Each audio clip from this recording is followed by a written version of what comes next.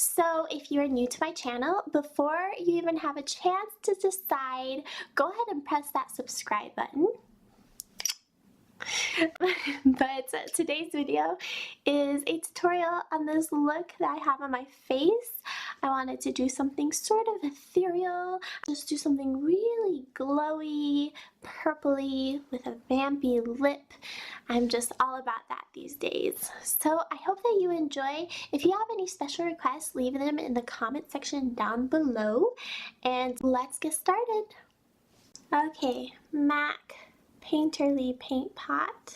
Gonna take some on a flat brush like this guy, and I'm gonna prime my lids with this. Really don't need much. It's best to go with less and just spread it all out as thin as you can. Otherwise it gets really heavy and kind of crepey looking, especially if you have dry skin. Kind of acts like a concealer. It hides all the weird veining that happens that I get. We're getting real up close and personal. I'm going to go in with Tempera, the shade here. Going to lightly pat this all over. This brush is stained from using it yesterday, but it's my favorite, so we gonna use it anyway. I wiped off all the excess with my color switch. I'm going in with this guy here. So I'm going to start to place this right in the inner part of my crease. Once most of the product is gone, I'm going to sweep that back out at an angle towards the side of my eye. It's a little bit above my natural crease. If you have a high crease naturally, you can place this right in there. Because of the smooth base we laid down already, it's like blending itself out. Throw in some circle motions for good measure. Remember, I'm putting most of the product right in the inner third. If you ever have trouble blending in the crease, I recommend lifting your chin and looking down into a mirror so your eye is open. Sometimes people try and blend out shadows with one eye closed, and that just messes everything up. We're gonna layer the colors a little bit by taking warm taupe on the same brush, kind of doing the very same thing we did with that first shade, but targeting the area a little bit more precisely, using even a lighter hand. Nothing looks harsh, everything is supposed to look kind of hazy. I'm gonna take some love letter on the same brush, just a tiny bit on that brush. We're gonna focus this on the outer 2/3 of this area we've been working on, using a very light hand. Alrighty, now with the brush that I came with, the smaller side of it, I'm gonna go into Antique Bronze. I'm gonna place this in the inner half of the eye. Purpley bronzy goodness. Really, really pretty. With the other side of that double ended brush, I'm just going to blend out that edge. Ooh, hoo-hoo. I'm so excited. I'm going to use Vermeer, which is the shade here. I'm going to pack that onto the outer half of the eye. I'm overlapping it onto the Antique Bronze shade a little bit, flipping the brush over, blending the edges. I'm going to use my Femme Fatale Ancient Trader pigment. It's so pretty. It's a beautiful duochrome. It's a loose pigment. I put a little bit in this cap here. We're going to put this everywhere. Everywhere.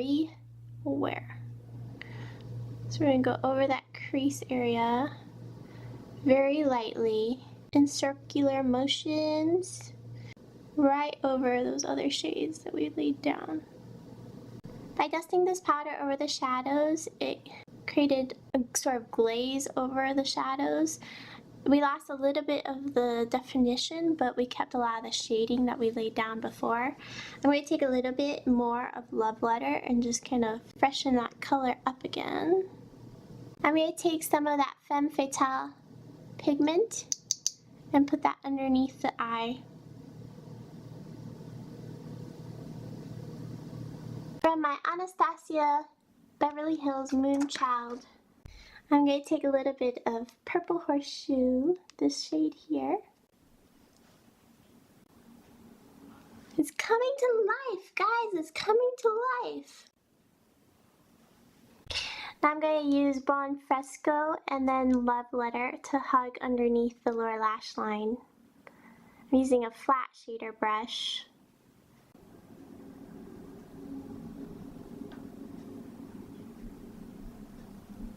Taking my Milani Supreme Kohl Kajal eyeliner, putting this in my waterline. Putting some on my upper lash line.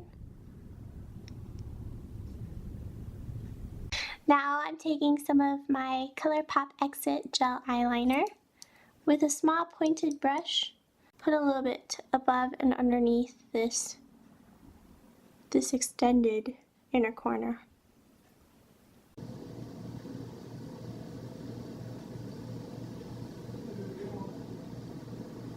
I'm going to put my Kardashian Beauty Scintillate lashes on.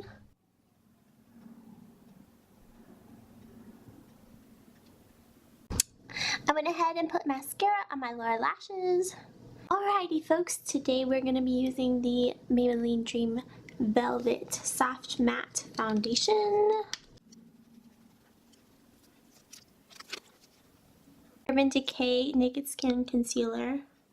I'm going to get up close to the eye look. I am exceptionally dry today and I'm using a matte foundation, so I'm going to use the tiniest bit of powder. Just a little bit of my IT Cosmetics Bye Bye Pores, just to help smooth things over. I want to warm up my skin, so I'm going to use my Physicians Formula Butter Bronzer with my e.l.f. blending brush. This one is almost creamy and it doesn't dry out my skin. It's about freaking time I do something about these brows, don't you think? I'm going to take my Makeup Forever Brow Sculpting Pencil. Before I do my highlighting, I'm going to do my lips because we're going to highlight the lips a little bit too.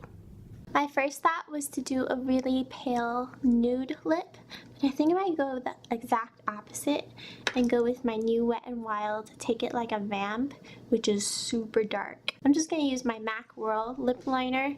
It's not crazy dark, but it'll just kind of help me figure out where to put the lipstick.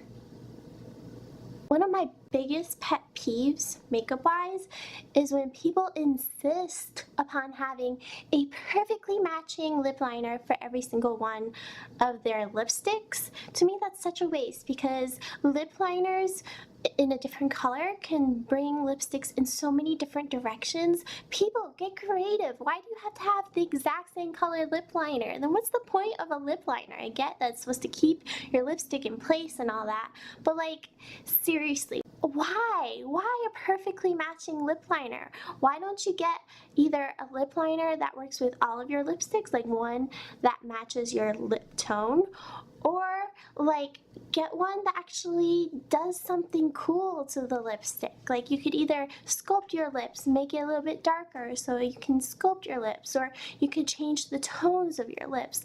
Like, why do you gotta make it exactly the same? I mean, conceptually get it, and it's good to have matching lip liners, but like for every single one of your lipsticks, I think that's just crazy.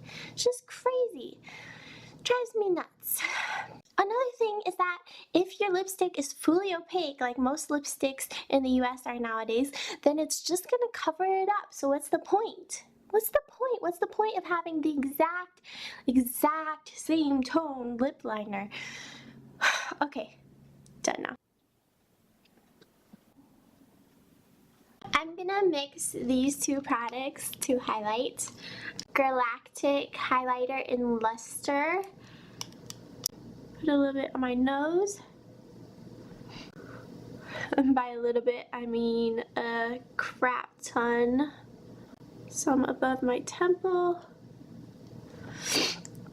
My nose is running. Oh no, don't ruin my makeup. Don't you dare! Come on, buddy.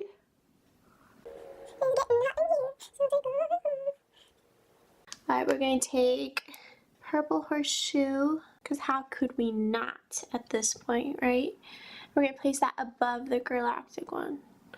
Obviously, you can do you don't have to do all this if you don't want to. How could you not want to look like this? I mean, come on.